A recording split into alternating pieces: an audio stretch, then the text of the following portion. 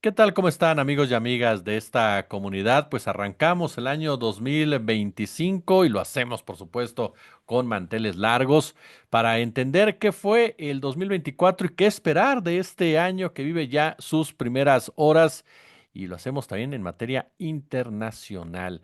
Donald Trump, el 20 de este mes, estará tomando posesión como presidente de los Estados Unidos y ya ha generado un verdadero tsunami de opiniones por todas las decisiones que ha ido tomando, nombramientos y demás. Vamos a platicar de esto, qué pasa con China, qué pasa con los BRICS, en fin. Mi querido doctor Jesús López Almejo, queridísimo tocayo, ¿cómo estás? Bienvenido, muy, pero muy feliz año. Hola, querido Jesús, feliz año, gracias por la invitación y también gracias por darnos este tiempo para en el día uno o en el día cero, dependiendo como lo queramos ver, pues poder dilucidar algunas de las tendencias que nos van a impactar seguramente en nuestro país y nuestro acontecer cotidiano. Oye, pues yo de entrada te preguntaría, empecemos de atrás para adelante. ¿Cómo viste 2024 en materia internacional? ¿Cómo sentiste este año?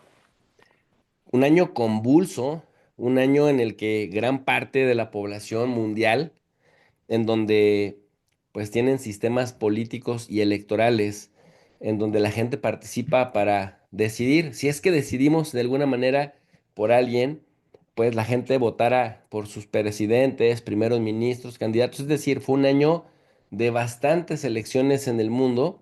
Y pues en algunos casos se confirmaron las tendencias que ya veíamos desde años atrás y en algunos otros pues hubo sorpresas y esas sorpresas también tienen que ver con los cambios abruptos que se vivían en los países. Un caso muy concreto, el de Estados Unidos, en donde cometió tantos errores el Partido Demócrata, primero al dejar a un señor, a un anciano con demencia senil, con lapsus brutus, el presidente que más vacaciones ha disfrutado en la historia de Estados Unidos, que es Joe Biden, el más votado también de la historia, y no saberlo bajar a tiempo como un héroe, el convencerlo en trabajarlo para que él por sí mismo dijera públicamente, yo hasta aquí llego, le dejo al Partido Demócrata que elija de acuerdo a los estatutos, a las convenciones, que haya elecciones primarias, que gane el mejor y que pueda competir contra un monstruo mediático como que es Donald Trump, pero que al mismo tiempo, Tocayo,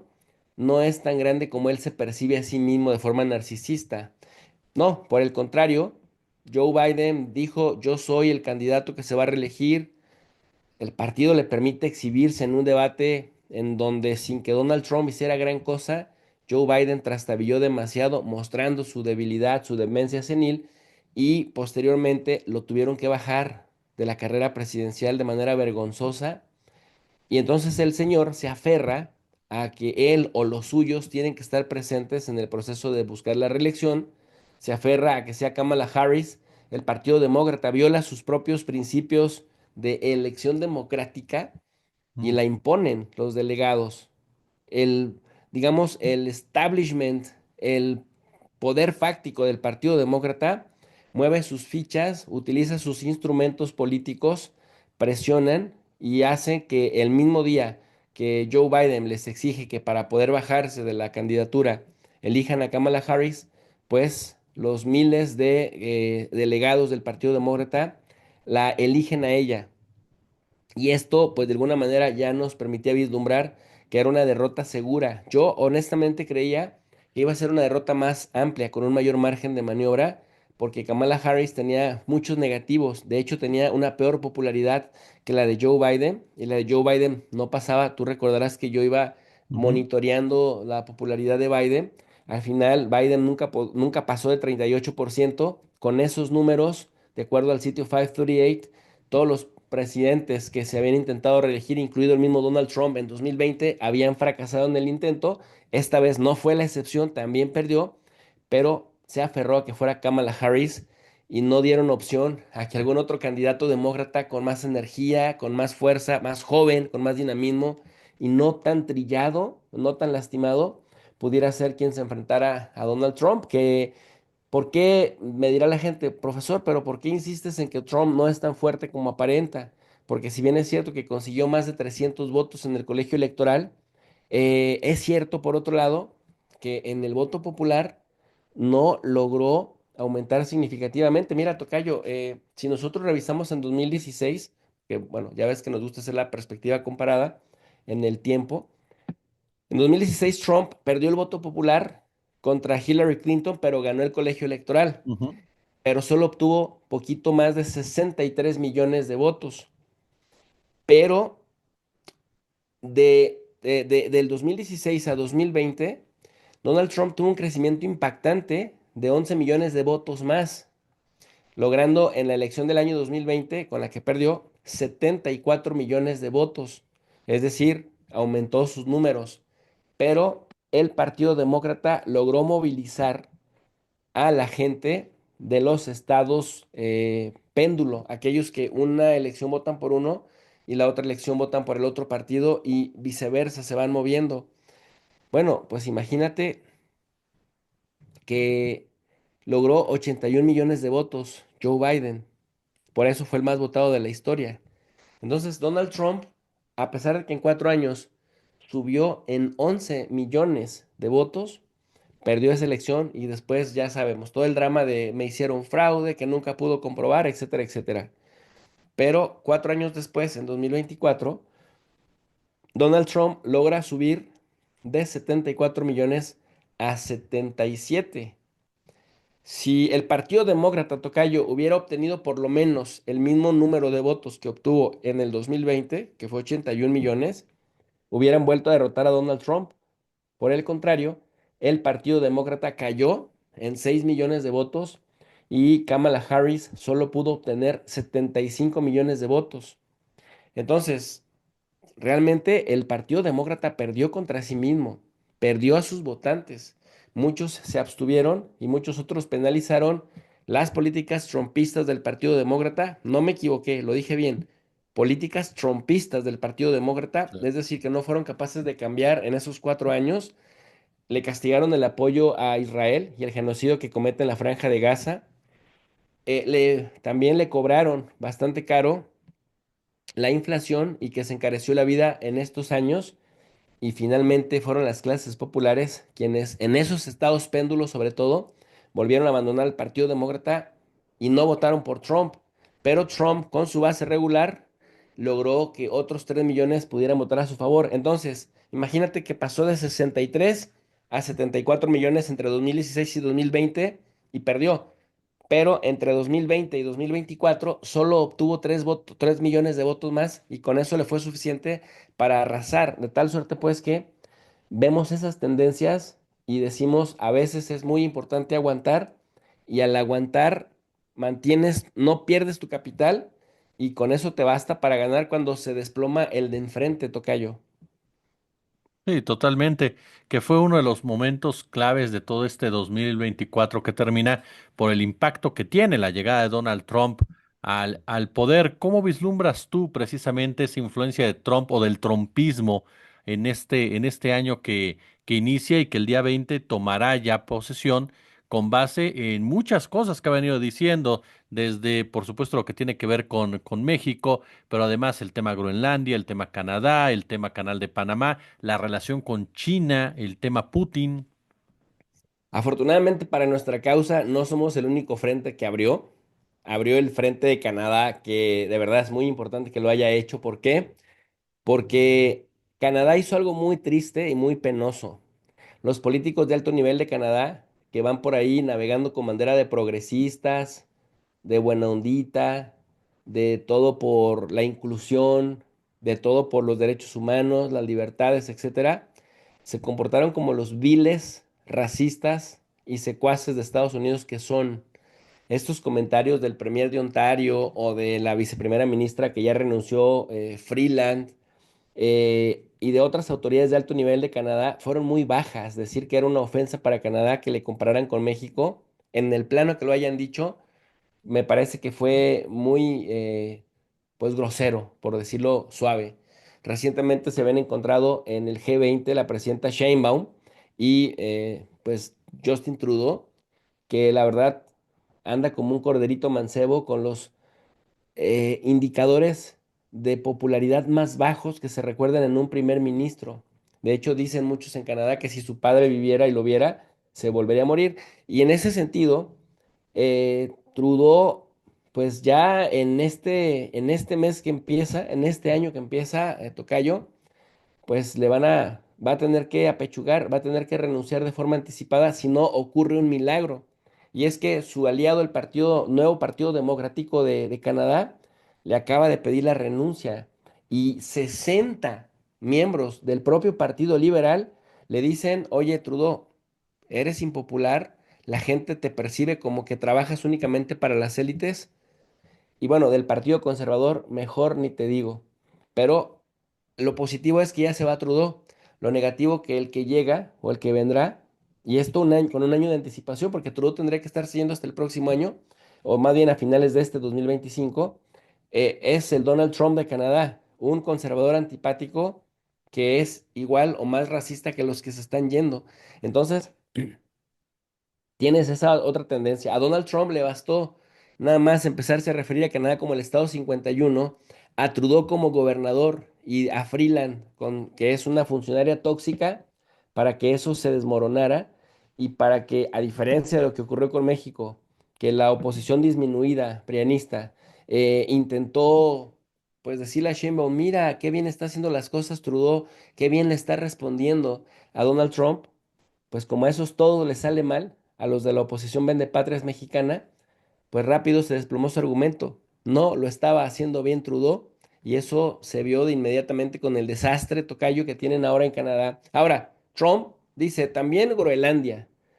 Y resulta que Dinamarca se ha comportado como un estado vasallo de Estados Unidos.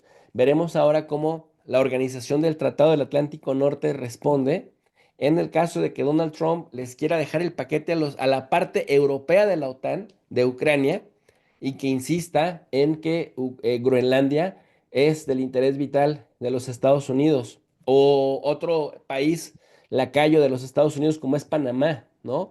Mulino salió de inmediato a decir, no, espérame, esto es panameño, nos lo regresaron con el Tratado Carter-Torrijos. Esto nosotros lo hemos estado manteniendo, lo hemos estado administrando muy bien. Por aquí pasan todas las embarcaciones. Nosotros no tomamos parte de ningún bando cuando hay conflictos. No digas que te estamos cobrando mucho, esto es nuestro. Y Trump le responde, ya veremos. O sea, eso de alguna manera permite que México pueda respirar con mayor tranquilidad porque los 2 años de Donald Trump, los 2 primeros años a partir de este próximo 20 de enero van a ser fuertes porque tiene mayorías.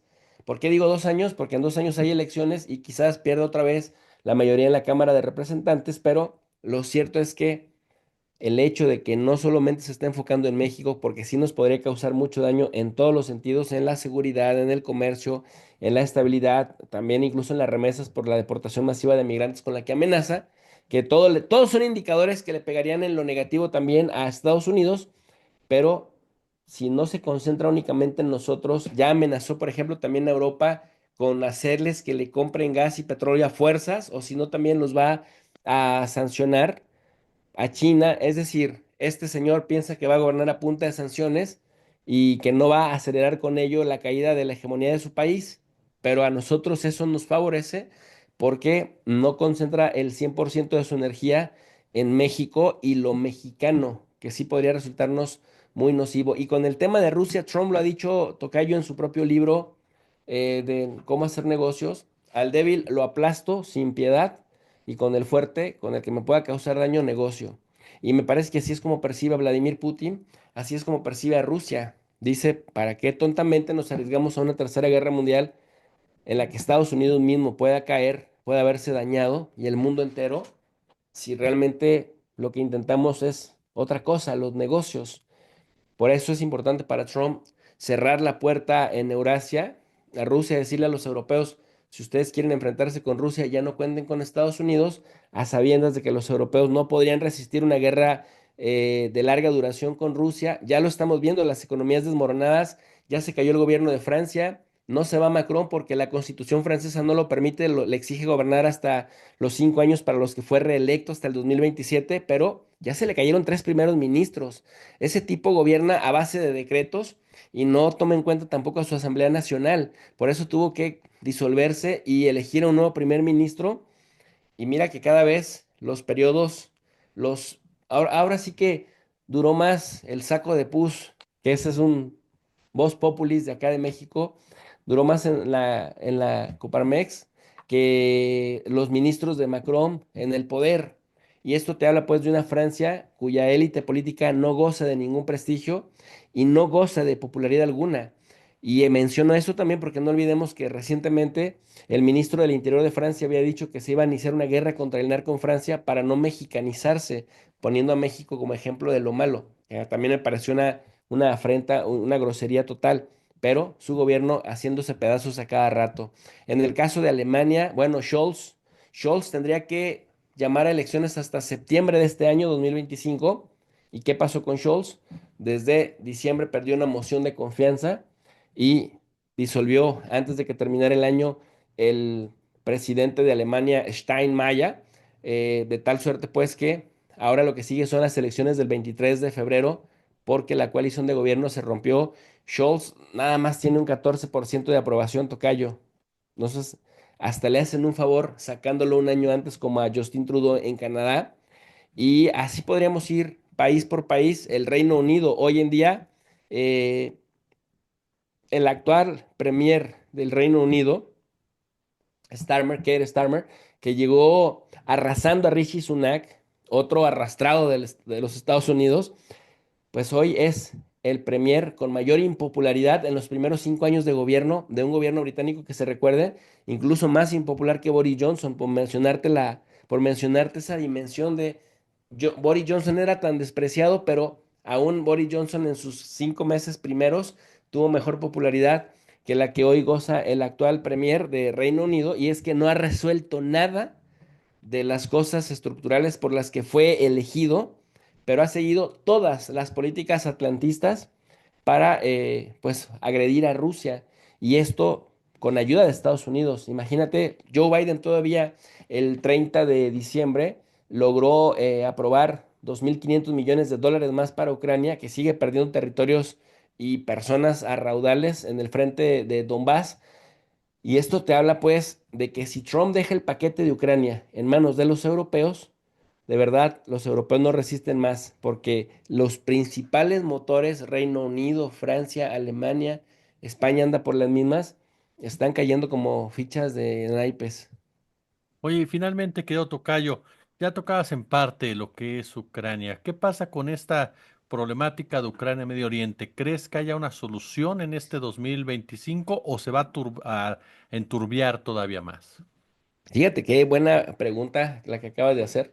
Por eso me gusta venir a tus entrevistas. Eres un gran entrevistador, tocayo, siempre poniendo el dedo en la llaga.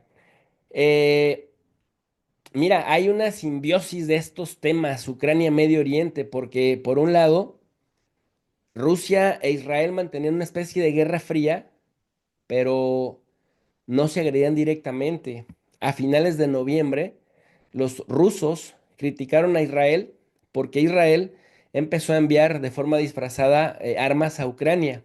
Israel había tratado de no meterse en el tema, o por lo menos de hacerlo discreto, pero Rusia abiertamente pues empezó a decirle a los israelíes que si se metían en el tema de Ucrania, pues ellos iban a meterse de lleno con Irán, apoyando a Irán. Los israelíes exigían de Rusia una condena a Irán, pero resulta que esa condena nunca llegó cuando Irán atacó a Israel porque Irán le vendía a Rusia drones de bajo costo, de bajo presupuesto para saturar las baterías antiaéreas que Occidente colectivo le daba a Ucrania en los ataques rusos, de tal suerte que, bueno, cuando Ucrania sale y dice, bueno, sí, nuestras baterías antiaéreas son muy efectivas, pero imagínate tú que con misiles que cuestan, no sé, hasta 100 millones de dólares, derribas un dron que le cuesta a Rusia 40.000 dólares, como que no es un buen negocio, pero si no los detienes, impactan. Entonces, Irán le ha producido a Rusia buena parte de los drones y también de los misiles Shahed, con los cuales pues Rusia ha llevado a cabo con calma un desgaste muy fuerte de las baterías antiaéreas ucranianas.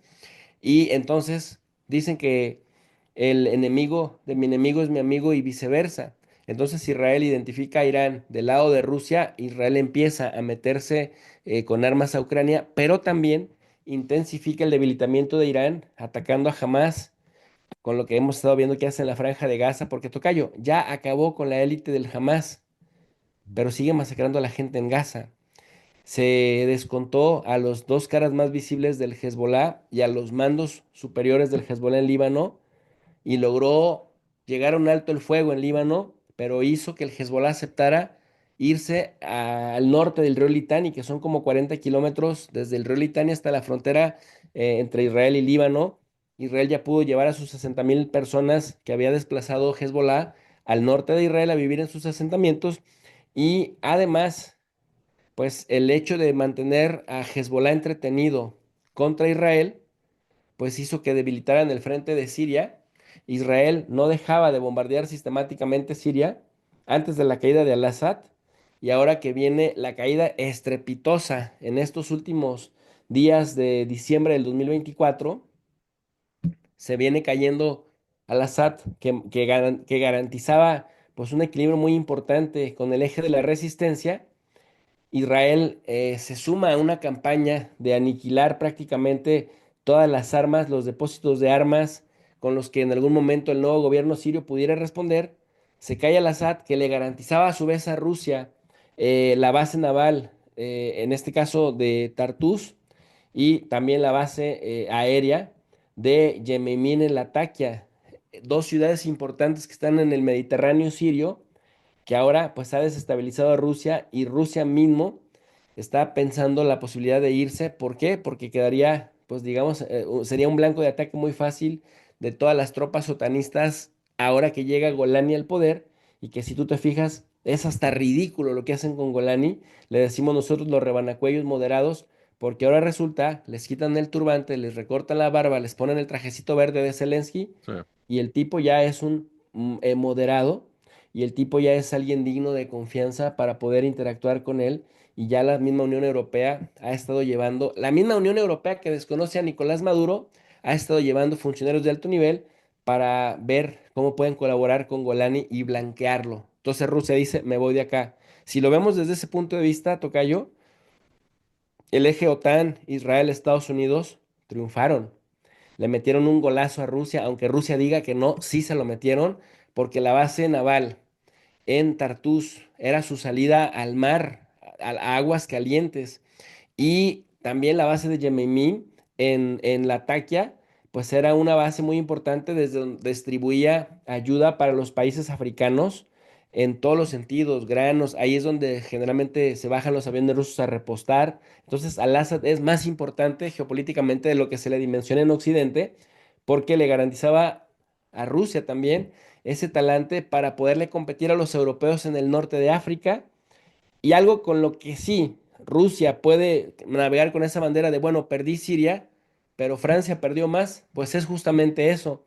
Rusia logró que Mali, Chad, República Central Africana, Níger, Burkina Faso y ahora Senegal, todos expulsaron a las últimas tropas y embajadores franceses que estaban en sus territorios.